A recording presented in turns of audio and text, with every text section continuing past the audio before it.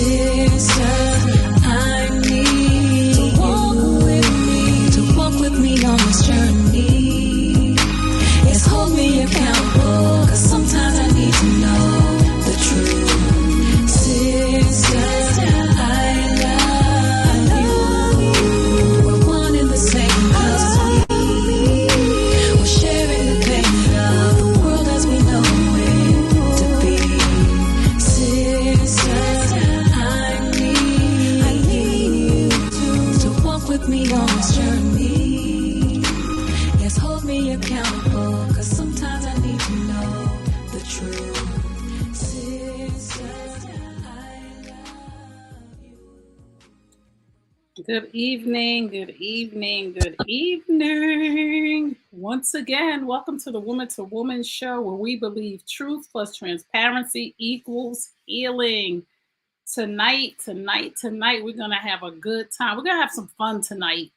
I think it's going to be fun. It's going to be fun for me. I don't know about the beauty flies. It's going to be fun for y'all too, girls. Come on in, ladies. Come on in. It sure is. Listen, we always have fun, so something is going to be We're happening. going to step on some toes tonight. So, we always like to start. If this is your first time here, we like to start with a moment of gratitude, what we're thankful for this week. Y'all like this better? Yeah, that's cool. Oh, y'all like this or the other one? No, that's good. Sorry, we can do what we want to do. So I just thought I'd ask y'all. Anywho, we like to start with a moment of gratitude. Anybody want to go first? What are you grateful for? Oh man, I am grateful for life. I am grateful for air. I am just grateful. I am grateful because I'm alive and there's so many opportunities and possibilities that are before me. Opportunities and possibilities. She come on here rapping, Sheila. She's ready tonight. She is ready. Yes, I hear you, girl. Yes. Sheila, what are you thankful for? I am thankful for the break in the weather because I am a warm weather girl and now I see the horizon. The daisy, let me tell you, just like we were talking about a little while ago, that pollen is high this week. Had me the minute I stepped outside that office, I felt like my eyes were swollen and could not see, but I was like, it's still daylight and it's warm. So what's the weather up there? It's warm. It's nice up here today. Yeah, we're finally getting into some consistent warm weather. Okay. Don't get 70s. Happy though. Don't get happy. Yeah. Mother Nature, spring been playing games. She been bopping in and out. But I am thankful for some help I got today with, and what should I say? A situation that I'm dealing with. And I got a person on the phone that was so nice, so accommodating. So she was just so wonderful to me. And I was just like, wow. And I wasn't really expecting it because it wasn't a personal call. You know what I'm saying? We so used to. But I really thanked her at the end of the call for just being so gentle and nice to me. I was just like, thank you. She was like, no problem. It was just, she was really, really nice. And she had a wonderful personality and just the questions I was asking, she was very patient. So going from that, let's just get into our topic tonight, which is character. Who are you when nobody is looking? Come on, ladies. We're about to have a good conversation. So the reason why we're having this conversation is because this is part of our monthly focus group that we do. We have a mastermind. That's what we call it, because we have a mastermind. And it's the New You Nation membership. And we are the Beauty Flies. And we come together once a month at the beginning of the month to focus on an area that we can work on, grow from, or just glean from, teach each other, and just different areas. So this is part of it. So we are reading the book. What's the book, Theo? What's the book? The 21. I just had it up here. I know. The 21 First impression and the 21 indispensable qualities of a leader.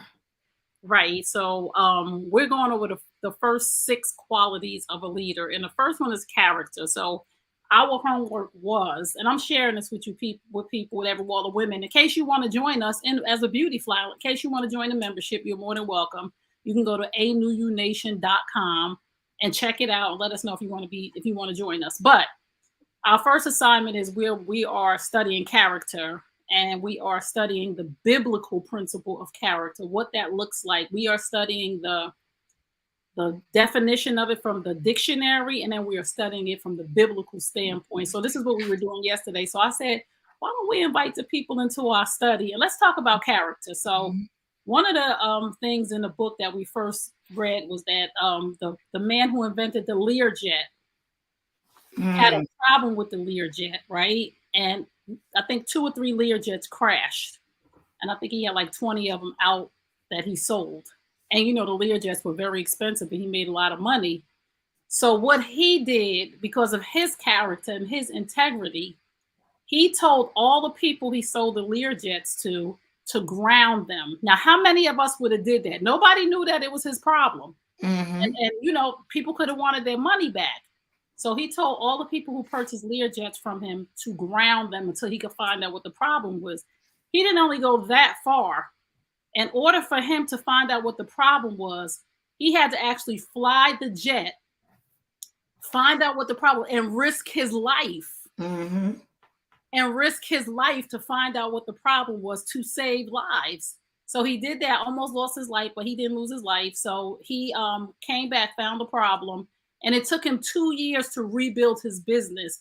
But his integrity and his character would not allow him to have those people in those jets. And he didn't want it to be a secret, right? Because we would be like, listen, don't tell nobody because it might cause potential customers. But that's where the book went. So in that situation, how would you have dealt with that? Let's start there, ladies. How would you have dealt with that? Nobody would have known. Nobody would have known. I mean, for me, I would know, right? And so for me, I think probably like him, right? It's just a matter of knowing that this is a situation that could, 1, cost people their lives, right? And 2, just could be really tragic. And to think, is it worth the money is the money I might lose worth the lives that might be lost, right? And so you not revealing it, right? For me, and I think because it's just that conscious thing, right? It's everybody might not know, but it's still on your mind, right? And it still speaks to who you are, right? And I also believe what's done in the dark comes to light, right? So, and so I think for the most part, for me, I just think that's just how I'm wired, is to be honest and,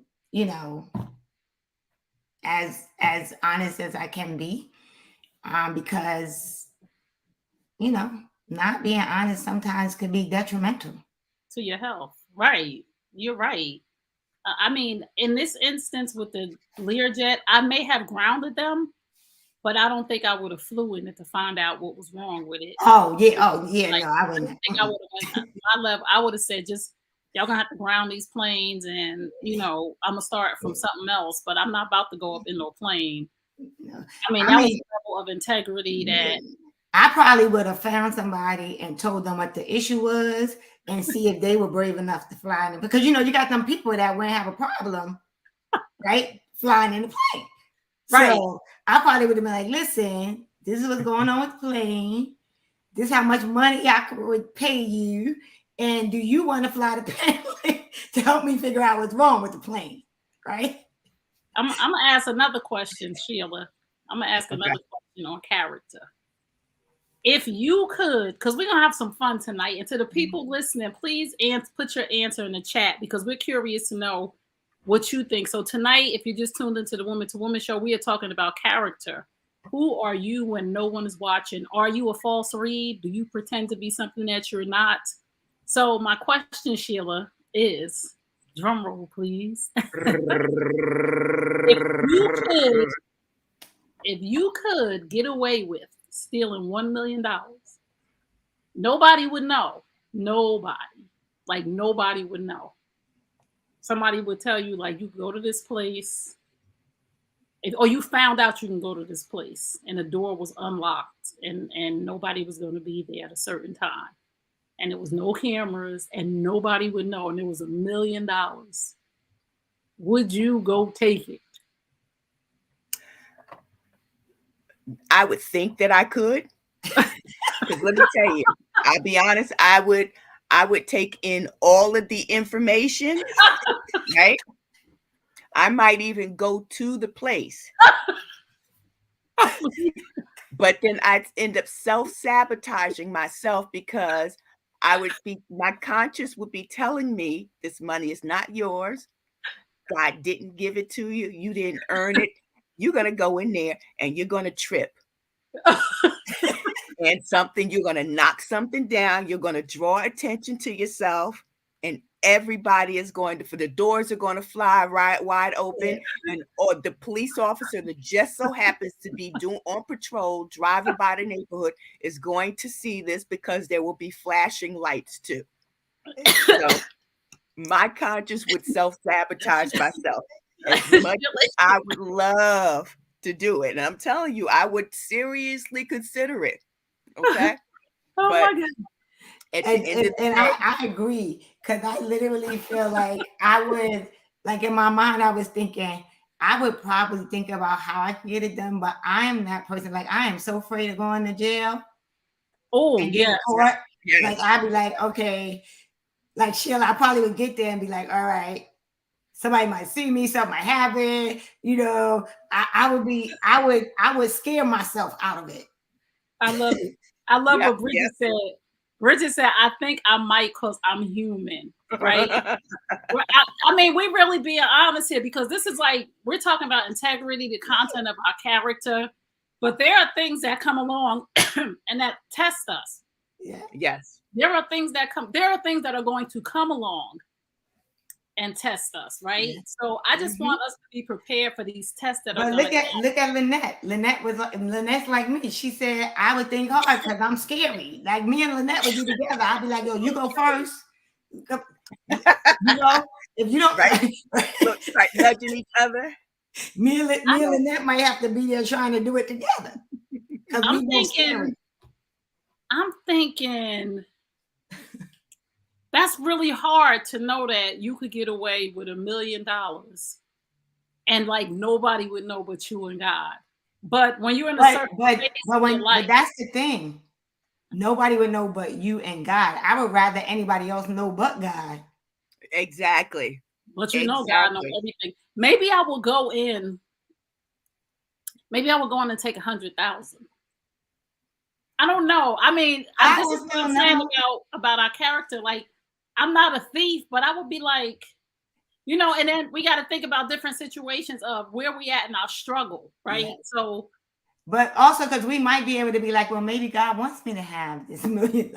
Yeah, like, how do you can justify anything, right? Oh, talk about it, Sheila. But that's the thing I was going to say. Like, you could like, we could come up with all these things in our head to make us believe that God wants us to have that $1 million, and God's like, little girl. Yeah. And one of the things I would be saying to myself is, man, I could pay off the church's mortgage. Exactly. See, you know what? See, and God would be like, nope, don't even try that, little girl. God see, but again, we're thinking from a point of, is it stealing or is it a blessing, right? Because it's exactly. And so that could be another angle, right?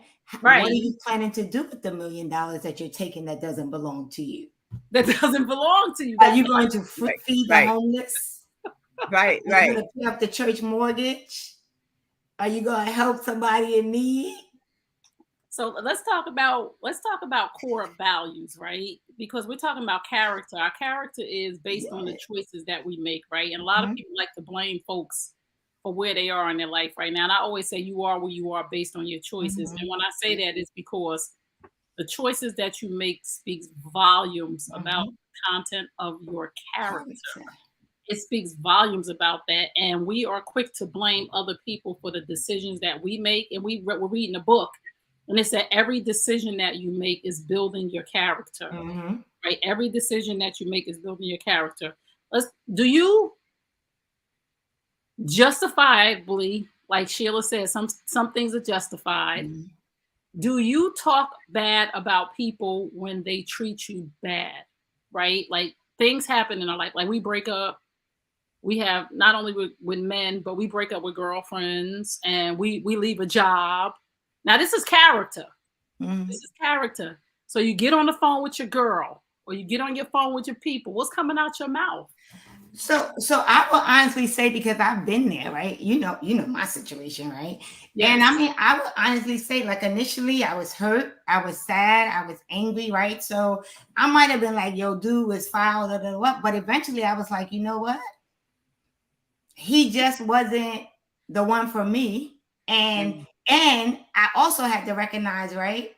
There was some good qualities in him, because otherwise I would not have been in a relationship with him. Right, for the 3 years, he ended up doing some stuff that wasn't right, and that speaks to his character. But I literally, and a lot of my girlfriends probably couldn't even understand it, because I would say, like, I can't really say he was a bad guy. He did something that was bad. Wow. Right, and I had to really, because then it speaks to me, right? I dated the dude for 3 years. Chose him, yeah. There was something in him that I saw that was good. He wasn't a bad person, right, per se. He just had some flaws in his character, and he was dealing with some stuff that he probably needs to get some help for, that caused him to do some stuff that really wasn't right. Sheila, you want to come in on that? Same exact thing, and I mean, it trust me, it didn't happen right away. Okay. It took years for me to realize that my first marriage, it's the same kind of thing, Theo. What my ex-husband did was something wrong. Okay. But it takes two to build a relationship. It takes two to work on a relationship. And now I look back on it and I said, could I have? And the answer is yes. Were there times when I put family in front of us? Yes. Oh. Meanwhile, my accusation against him was that, one of the things I should say is that when thinking about us trying to reconcile at one point, it was just like, okay, well, we need to be a couple first. We need to fix us before we can be a family. But like I said, now that I look on it, it was like there were so many times where I put family in front of the couple. Wow. So, so it's like, to talk bad about him. Yeah, talk about what he did and how he hurt me. Absolutely. But deep in heart, he was a good guy. He is a good guy. And the both of us needed to grow apart. So that we could grow individually. That's that growth in your character. I can honestly say, like, for my last breakup, I can honestly say that my character kept me from ripping him apart. Like, it wasn't even in me from the previous relationship I was with before him. I was single for about 5 years. So I had did so much work on myself that when our breakup came, I was okay. And I did not want to be all over social media. I did not want to be saying stuff like for me, it was like, it just didn't work. Even though some things did hurt, my character would not let me. Even when people asked, like, what happened? I was like, you know what? It just didn't work. And I just knew that the growth in me, I was proud of the growth in myself, because there were times when I did want to say some things, but I was able to say to myself, now, if you say that, what kind of person does that make you, right? Like that's hurtful. What does that say about you if you're going to go around bashing people or bad mouthing people, even with friends that we are no longer friends with, like when relationships dissolve, or we have seasons with family members. We always have to remember what we do says more about us than it does about them. And we forget that when it's, like Sheila said, when it's justified. Because when people do you dirty, it really is justified to say or do whatever, right? It's really like justifiable. Like, I wasn't the bad guy in this, but when you grow in character, when your integrity kicks in, when your core values, when you really grow into that thing, you don't want to be seen as that person. Like the guy Kevin Samuels died, and people are coming online like, good for him and blah blah this, and like they're talking really bad about him. I do not like what he stood for, but my character does not tell me that 2 wrongs would make a right, that I have the right to tear this man apart because he said bad things about Black women. That was his issue. Now he had to go meet the maker. Right. And he had to, because we all got to go answer. Yeah. But I mean, I think that's the thing, right? Like, first of all, I want people to understand, we're not saying we're perfect. No. Right. We have done the work. And like Sheila said, I didn't get to where I got to right away. Right. But hindsight 2020, right? I had to really think about also, what was I going to gain from bad mouthing this person? What was I going to gain from being in this place of just spewing like negativity and nonsense, right? It wasn't going to help me heal. It wasn't going to help me have a peace of mind. And so the other side of it is something that I like that the book said, right? Which is, we choose our character every time we make choices. Right. And sometimes we may not make the right choice, right? But the good thing is that I think we have evolved and grown to a point where we at least know to take a step back, right, and think before we speak or think before we do, right? And I think that's a huge part of the whole character thing as well, right? Because there's a little bit of emotional intelligence in there. We about to go there. Is we going there? And another thing about character is that we are going to make mistakes, each and every one of us. I'm gonna do something. I already know I'm gonna do something. I'm gonna say something. I already know I am, because that's who I am, right? My mother's name is Mary Jane, and she ain't had no filter. And thank God I have some sort of filter, but she does pop out sometimes. One thing about my character is I'm not afraid to admit that I'm wrong and go back and correct the situation. And I haven't always been that person, because I'll be like, hey, whatever it happened. But as you grow in your character and your integrity, you will sit down because you will feel convicted and you won't be able to move forward. And once your character begins to grow, you'll feel bad about stuff like that $1 million. If you went in there and took that $1 million, you don't feel bad. You get home and look at that $1 million like, I gotta take this money. I gotta take it back. I gotta take this money. Right. And how do I take it back and not get caught? Right. What if I go spend the bill? I don't even know why did I take this? Like, your conscience starts to prick at you as your character grows, because we haven't always, and I'm not saying we didn't have character our whole life, but we haven't always had a character that has developed into integrity, respect, loyalty, morals, values. So is there anything that would make you compromise your character, right? So for instance, if your job was on the line and you had to do something that was out of your character.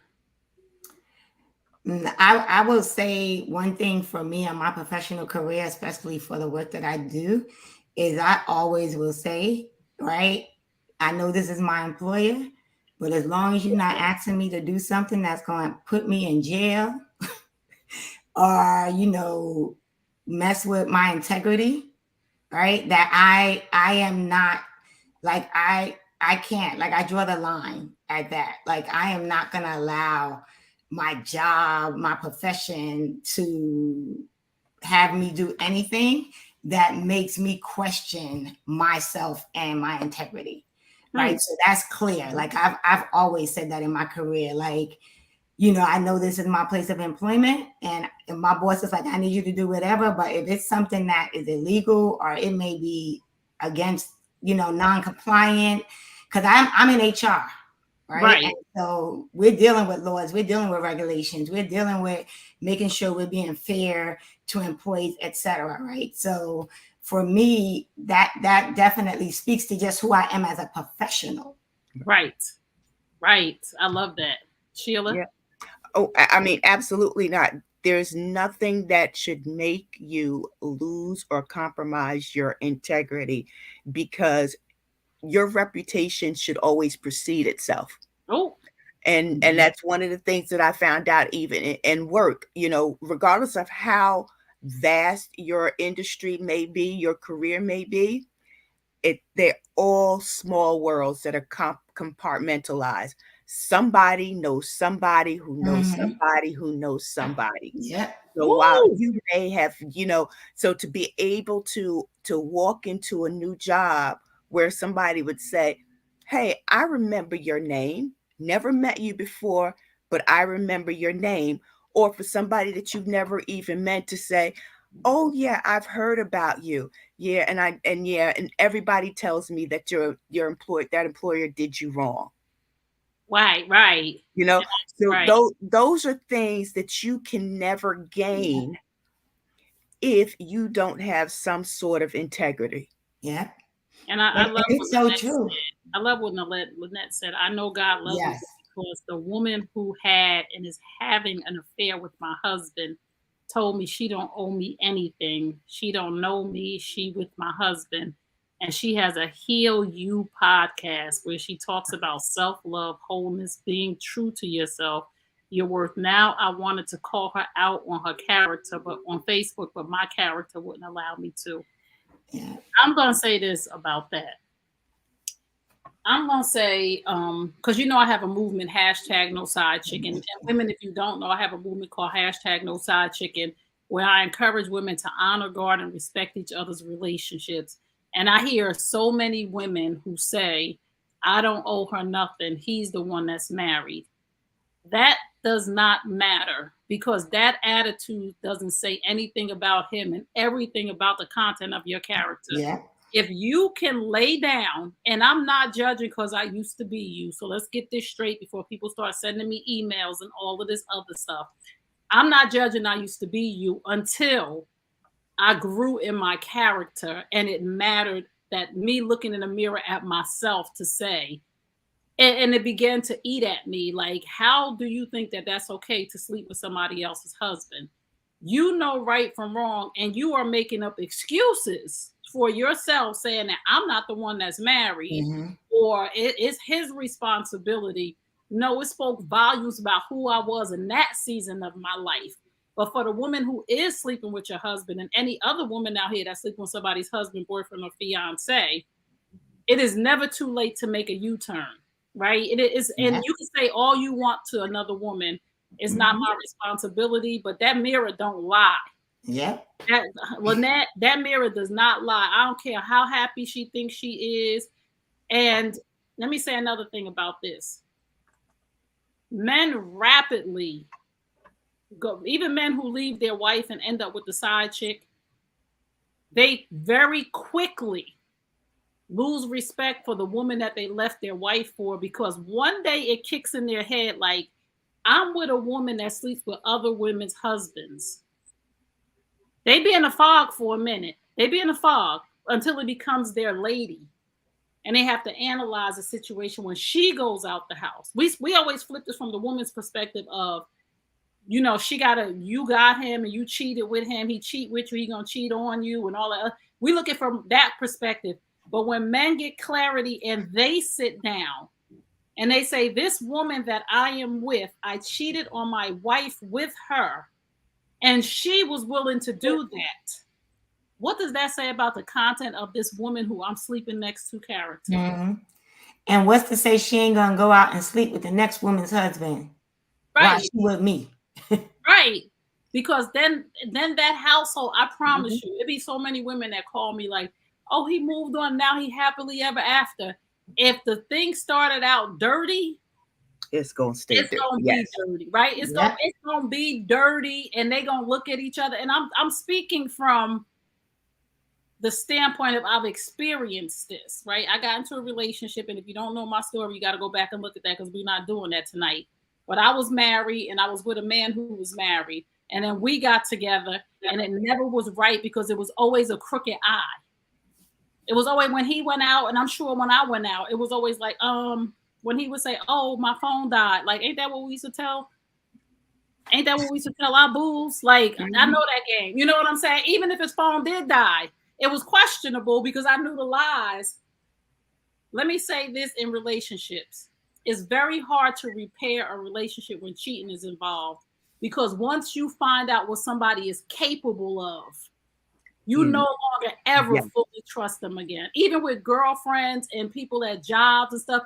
If I find out that Theo is capable of going to squeal on me to the boss, if I find out that Sheila is capable of flirting with my man, once I know you capable of that, something, and it's a part, I'm like, nah, I don't mess with you like that no more because I know what you're capable of. So that's why we got to be very careful with crumpled trust. And that's where our character kicks in because people trust you, your husband, your boyfriend, your friends, your family, the people on your job, the people they trust you from the content of your character. Yep. We got to be really careful when we start to getting those gray areas of I only stole 100,000 of the million. Exactly. Right. Right. Still a thief. Right. Exactly. You still stole it. Right. You know, and one of the things that I always look at it, and hear people talking about it, at some point you have to realize that you do have to find your purpose, but your purpose always starts with service. How are you serving your fellow humans, right? And if you are negating whether or not you are your brother's or your sister's keeper, if you don't feel that you are anybody's role model, you are not living out your purpose. You are not here to service your brothers and your sisters, because basically what you're saying is, I can be on my own. I can do what I want, regardless of what anybody else says. But your character is really speaking the truth when you're telling, I don't need to worry about you. I don't need to take care of you. But on the one hand, I'm portraying that I do. Whoa. Yeah. And I say this all the time, and I hope women are listening to this. And I see you, Sean, said, didn't Steve Harvey marry his side chick? I was going to say, I don't know the answer to that question. Now let somebody else deny that, because there are allegations that she was his side chick. But we got to look into that. Go Google real fast. Yeah, because I was going to say, I don't know the answer to that. I thought, because isn't she like his third wife? Yeah, she's his third wife. Yeah, so I don't know if maybe wife number 2 is the side. So I don't know. So we have to do some research on that one. Right. And I want women listening right now to understand that you are only as good as the content of your character, right? If you can't be trusted to have respect for humans, right? If you can't be trusted to have respect for a family and children are involved, and that doesn't somehow jar you, that is not only going to affect the mother, but it's going to affect the children, right? If it does not bother you in this season of your life, you have a lot of growing to do, one. But if it does not bother you in this season of your life that another woman is hurting, your happiness should never be at the expense of another person. That's not real happiness. That is counterfeit. Yeah. If somebody else had to hurt in order for you to be happy, you are on the path of destruction, and you're going to hurt too. Yeah, but it also speaks to, right? We talking about respecting other people. What about the respect you have for yourself? Woo, come on now. Right? I mean, like that to me speaks volumes, right? That speaks to like what is the respect or value you have for yourself that you're willing to share another woman's man, right? Like that's all you're worthy of, right? So I think that also plays into it. It's tough, right? I'm sure the women, like you said, not judging anybody, because I'm sure the women that do it, there's a reason for it in their minds. They have justified or came up with a reason why they deserve this person and how it has nothing to do with them and all of this. But if you can't lay your head down at night and sleep, right, without tossing and turning or worrying about what might happen, that's also a problem. Because although Lynette has taken a high road, that woman she doesn't really know Lynette and doesn't know what Lynette is capable of. And Lynette could, although she's chosen not to, she could have chosen to blow up her podcast that is talking about healing and all of this, right? But Lynette knows she doesn't have to do that, because you know what, God's going to take care of that. Exactly. And let me say one thing about that too. If it's one thing that we all could spot in this world, it's phony. At some point, you're gonna get a bill, $1 bill or $100 bill, and you look at it. At some point, it will be exposed as counterfeit.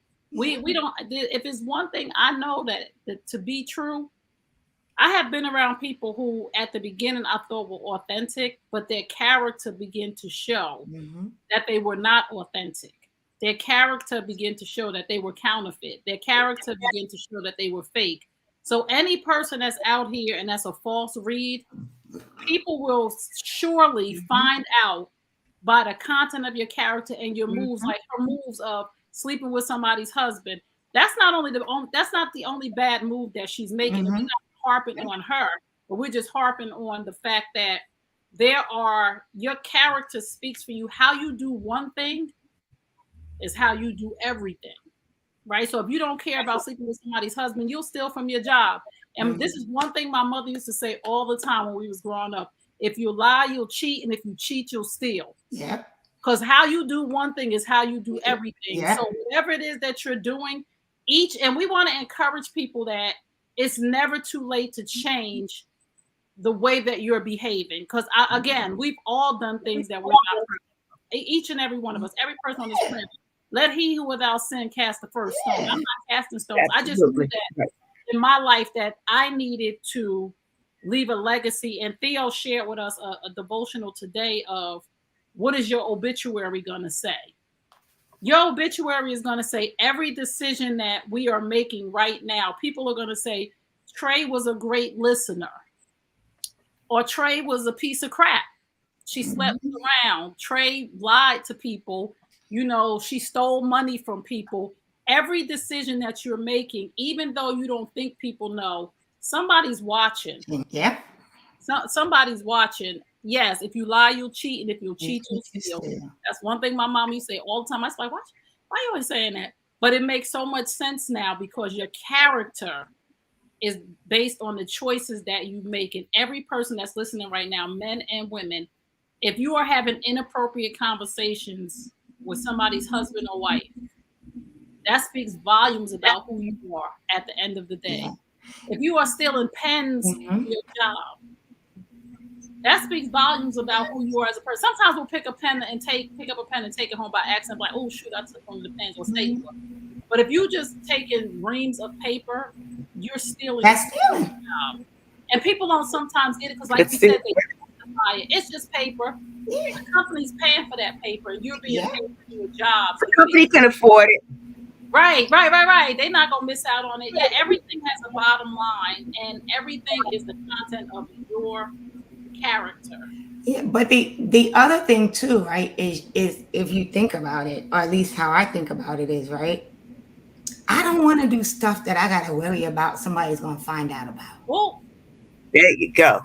Yes. Right? Like who wants to live like that? Like, you know, you're lying, you're living this false life, you're doing all of this stuff, like you're one way here and another way here, and you're always worried, oh, is somebody gonna find out I did that? Is somebody gonna find out I said that? Who wants to live like that? I know that's right. There's no peace in that. Yeah, like who wants to live like that? Like, to me, that's just absurd. Like, that's why I'm like, yo, tell your truth before anybody else can. Right. And the other part too is that people don't realize is that while you may be fine and comfortable with it now, and that you can still sleep through the night and still do your dirty little deeds, eventually it's going to come to you, and it's going to start bothering you and nagging at you. And you probably won't be able to figure it out at first because you're still going to continue to do your dirty deeds. Right. But at some point, It's going to, whether you get caught or not, it's going to catch you in here. It's going to catch you in the heart. It's going to catch you in the head. And it's not going to settle your soul at all. So that comfort level is going to be gone. Right, because again, like I said, that mirror don't lie after a while. Believe me, because when I was in my dirt, when I was in my messy season, and I finally got out of it, well, you know, and this is the truth right here too. It's gonna come back to find you, right? And when my ex cheated on me, the one who I cheated on my husband with, he cheated on his wife with me. What was more detrimental to me was when I felt the pain of being cheated on, how my heart was broke. When I felt the pain of what I had done to 2 other people, I didn't have peace. I couldn't sleep. I was in a prison of guilt. I just felt so bad all the time. And of course, we always want to forgive ourselves, but you only can forgive yourself. And people always ask me, how can I tell my story about adultery and cheating and all of that? When you know that you are not doing it anymore, when you know you have turned the corner and your integrity and your character mean everything to you, you will begin to serve the people through your experience of the bad choices that you made. But you are, like Sheila said, you are going to go through that season of no rest, no peace, and you won't know where it comes from until you have that aha moment, or until it happens to you. So many of us do things to people, do dirt, speaks volumes about our character, and we walk around like, I got away with that, and then it happens to you. And that will switch the character light on your butt in a minute. I'm sorry, I was laughing at Sean. It's Sean, I know, right? Sean, we hope because Sean, it's okay. You were 14. You were 14. You making me feel bad, Trey. When I was 14 working at Burger King, I sold a box of Whopper beef patties, laughing how they was good though. Yeah, you was only 14. If you ain't stealing them now, exactly. You know any better. And at some point, you know, we've all done something. We don't want to feel bad about it. We just want you to reflect on right now how you're living your life. Reflect on, again, and I'm not bashing Kevin Samuels, but by no means did this man think he was going to drop dead 3 or 4 days ago. None of us. When I saw the article, and when I saw it, and I was like, no, he not dead. Like there, and he had no time. Even if, I don't know if he wanted to repent, I don't know if he would have said sorry. Or think about this, on your deathbed. Like if God said, if they said to him, you have 24 hours to live in this bed, what do you want to do with that? Is there a whole bunch of people you need to apologize to? Is there some things that you like, oh my God, I can't? Because I know people who wrestled on their deathbed, my mother being one. She had some things that she did in her life, but she struggled with some things. And she wrestled on her deathbed because her spirit was not rested, right? She felt like there was something she didn't do right. Do you want that to be your fate when you're laying in that bed? Like, even if he was laying there and in those minutes of having that heart attack, was he like, oh my God, I was like the worst person on the planet? Do you want that experience for yourself? How do you want to go? Again, what do you want people to say about you when you leave this planet? Do you want people to say great things about you? Because what you're doing right now is you are building your legacy. You are building the words that they will say. What do people say about you when you leave a room? We ain't even talking about dying. Or walk in the room. What do people say when you walk in the room? What do people say when you walk in a room? Right? I mean, and like you said, I didn't really know Kevin Samuels. I didn't know what his platform was or anything. For me, I was really saddened by the fact that people were speaking the way they were speaking about someone that had lost their life, because the other side of it is he left a family behind, right? So regardless of what you thought about him, there's someone here that is mourning the loss of him, right? And the other side of it is, who knows if he would have repented? Because I think that's the importance of this conversation right now, is to get people thinking about the decisions and choices that they make, because some people really believe that what they're saying and what they're doing, like they believe it. They believe it's okay. They believe Yes. it's good. Like he believed that what he believed, from what I understand, from what I saw people talking about, he was like adamant that he was right. He was. Right. And that's just from people, what I was reading about the stuff people were saying about him. But I think that also speaks to people's character. Like, you're gonna talk, someone lost their life and you're like celebrating. That says, oh, that's good for him. Of their character. Yeah. Right. Yeah, that speaks volumes. And the flip side to that, I mean, it's okay to feel indifferent about somebody who passes away. Okay. Yeah. Yes. Again, I same as you guys, I didn't follow him. I saw snippets of some of the things that Kevin Samuels said, and I didn't agree with it. He was not for me. And that's all I could say, was that I saw snippets. And again, you got to leave that up to God, right? Do I feel, when I saw the headlines, I was like, oh, wow, because that's how I feel when someone dies, especially when they die young. Okay. Right. And sitting back here saying, oh man, oh man, oh man, oh man, I can't believe it. No, because I didn't particularly care for what he stood for. I knew somebody from, in the advent of Facebook, connecting with all these people from high school that I hadn't seen in years. And I sent somebody a friend request, and then she came into my inbox and said, well, I think you only want to be friends with me because you want to know what's going on with my life. Well, let me tell you here, I live in this state, I'm married, I have this amount of kids, I work in this kind of field. Now, do you have everything that you need to know? And I'm sitting up there and one of the things that she said was, we weren't cool in high school. So I'm be honest with you, I don't remember that. But if that's the way you feel, all you had to do was just reject my friend request. He needed to get that. She was hot. Listen, she was holding on to that for years. Yeah, and I sat there and I was just like, it's not that serious. Wow. But the sad part of it is that she ended up passing away a few years ago. So, do I feel bad about that? Yeah, but am I still indifferent at the same time? It's like, yeah, because clearly you made it known that you didn't like me and we weren't friends, so we shouldn't be friends on social media. And that's I'm not going to sit back there. I'm not going to sit back and and say, oh, poor, sorry, poor this. I'm not going to do that. But do I wish that she had died? Absolutely not.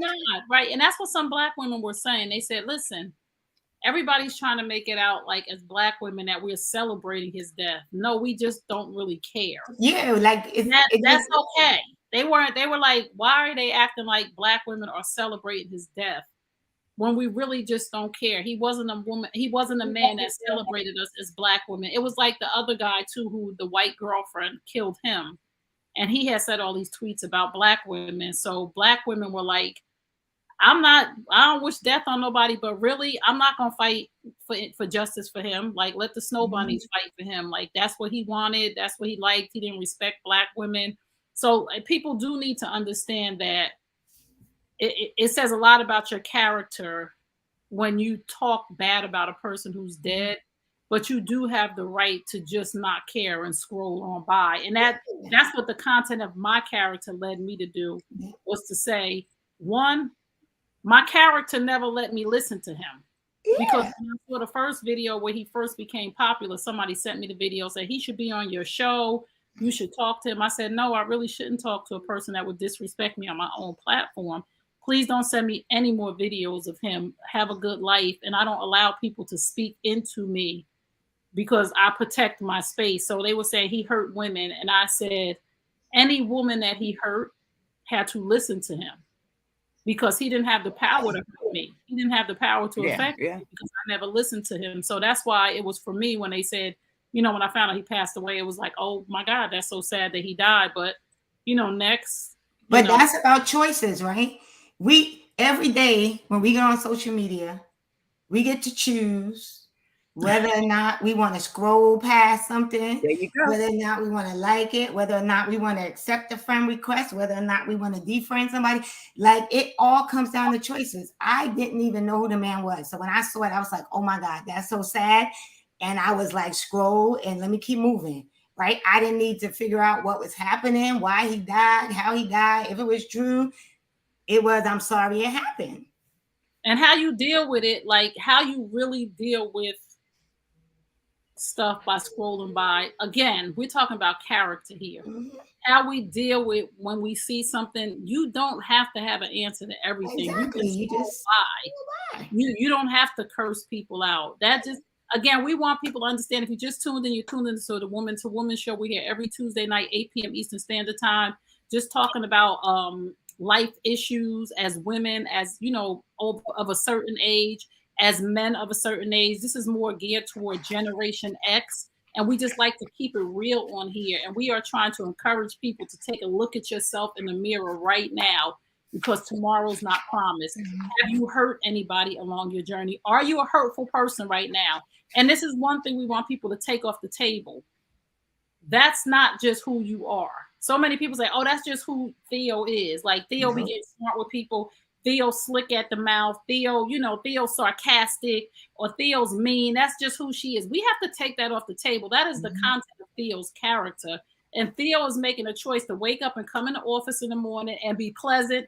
Good morning, everybody. Even if I don't want to deal with you. Have a wonderful day. Or he makes a choice to come into that office and be Scrooge in front of people and treat people mean, to say, oh, she did this and she was this. So we are not accepting that's just who I am anymore. And we're not saying that, because there's a lot of us who are saying this. That's just who I am. And you do have to make the decision, because I'm going to tell you, work is work. And there are days when, yes, you do not have a good day. And there have been days when I've been short with people. And then I follow that up with an email that says, hey, I'm sorry. I know I was a little short. Got a lot going on today. Please, it's not you. Don't take it personal, right? And keep it moving. Like, but that's the thing, right? Also recognizing when you do something that may have either been hurtful to somebody, or you feel like you may have hurt their feelings, or you may have been dismissive, right? Even if they thought it or not, if I think that's how I came across, I'm going to say, hey, you know what? Listen, I'm sorry. Today is just not a good day for me. That's that character. Right? That's that character. And then also, do we have a therapy card? Yes, we do. But go ahead, Sheila. Well, I was going to say, you know, also sometimes what other people do can allow you to act in a way to build your character. Okay, because you can take a lesson away from that. And I think about when I was a job that I had out of high school, and there were 3 of us in the admin department that worked together. And then all of a sudden, the other 2 just became chummy. And I felt like the outsider. I mean, I was the high school kid. So I used to walk into that office because I felt some kind of way, and I wouldn't speak to them. And one of them actually pulled me aside one day and said, look, regardless of what you think about us, the easiest thing that you can do is come in and say hello. Mm-hmm. That's the easiest thing. And it's a simple hello, good morning, good afternoon, good evening that can change the way that you react to things. Mm-hmm. It changes the way that you are perceived. And it changes the way that you carry yourself. Because when I started doing that, I will walk into the room and greet people. I feel better about myself. Mm-hmm. But people can take you out of character in a negative way as well. And we have to stop. Yeah. And this is in relationships. And this is a good point right here. This is in relationships. A lot of times our relationships dissolve because a person, when you come home from work, if your spouse didn't have a good day, or your mate, whoever you're with, didn't have a good day, and they're acting a certain way and you act like them, you have allowed somebody to take you out of character. Yeah.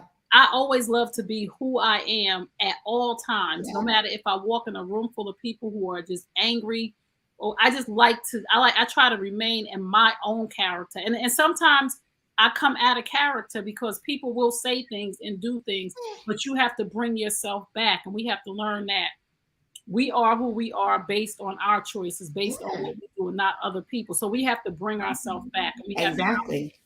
I mean, I could literally sit in a room with someone that I don't care for, I don't like, but I will walk in a room. I will say hello. We might not have any other conversation that whole night. But I'm gonna come in and I'm gonna greet you, and that's it, right? Yes. And I think it's just being who you are. Don't let somebody else change who you are. And that's what people want to do. People want to control who you are and take you out of character. So again, remember, always be in good character. Always be who you are. Make decisions based on what you want people, how you want people to feel, and what legacy you want to leave. So if you this is your first time here, we do a therapy card every week from Dr. Ebony. And we like to share this card just so that we can release something, learn something about each other, and maybe learn something about you. So you can put your answer in the chat if you would like to, and we'll read it. So this is our therapy card from Dr. Ebony. And you can find these cards on drebony.com. drebony.com. Which ineffective habits did you once have that you no longer have? Which ineffective habits did you once have that you no longer have? Task: what qualities about yourself allowed you to remove those ineffective habits? What ineffective habits did you once have that you no longer have? I can start. I have one ineffective habit that I no longer have, and that was watching reality TV. What qualities about myself that allowed me to remove that was it wasn't feeding my soul anything positive. And I'm just in a space right now in my life where I'm very conscious of what I listen to. I'm very aware of what I'm taking in, like food. It's not only physical food, but it's mental food, it's emotional food. So looking at the habit of watching those reality shows, and I won't say the name of it because it's not necessary. I don't like any reality show because they're scripted to show you the bad things to make you to grow, get you in the habit of watching them every night. I didn't like the way it made me feel. It made me feel like I was part of them, right? I would be mad, like, oh, if I ever see her on the street, I'm gonna knock her out. How could she do that to her? She know he with her, and it just really started one day to affect me. And I'm like, I was really having a conversation, like I was really gonna fight one of the characters on a reality show, and I was like, you know what? That turned my whole life around not only from watching reality shows, but from watching TV because it was consuming all of my time. And I said, there's so much more you could be doing with those 4, 6, 8 hours in a day than sitting and watching TV. I'm not going to say that I stopped watching TV for 4 years. I do watch HGTV now and a couple other things, but the habit of the TV was a time waster for me. So I was like, you know what? Nope, you better than that. You got other stuff to do. You're building businesses. You're teaching people. And again, the content of my character taught me practice what you preach and live what you teach. You can't sit and tell people about time management and sit here and watch 6 hours worth of TV and then get on and coach somebody and say, you need to break your 4 hours up into quadrants, or you need to maybe have 30 minutes here, 30 minutes there, when I was sitting watching TV for 6 hours. So my integrity along this journey wouldn't let me do things that I was telling other people not to do. So I guess I would say that the TV thing is one thing, but I think that comes from life camp, right? That's just something we learned that, yes, watching all that TV just distracts you from the things that you're supposed to be doing and it's non-productive. But I would say the one ineffective habit that I had was just not eating properly and taking care of me healthy. So in my late 20s, I was like close to 197 pounds, right? And it's at that point where I could barely run up the stairs, right, to the train, to catch the train or something like that, right? And so I would say that was an ineffective habit that I took control of. Like I, made a conscious decision to join like Weight Watchers, to learn how to eat and portion control and not be deprived, but learn how to eat properly, be healthy, and maintain, right, my weight. And so I would say that is an ineffective habit that I once had that I'm not gonna I control, right? I'm not gonna say I no longer have it, but I control it. Wow. Like I am conscious of, making sure I eat healthy, probably 90 to 95% of the time, right? I am aware and conscious of, the things that are not good for my body and don't make my body feel good, right?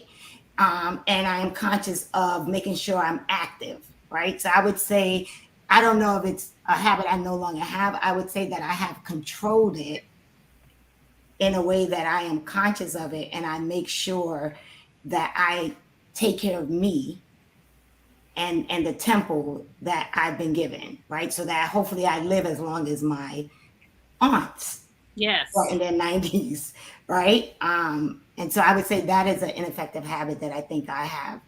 I mean, I guess I could say I no longer have it, but because I don't just sit around and eat, right? So That's good stuff.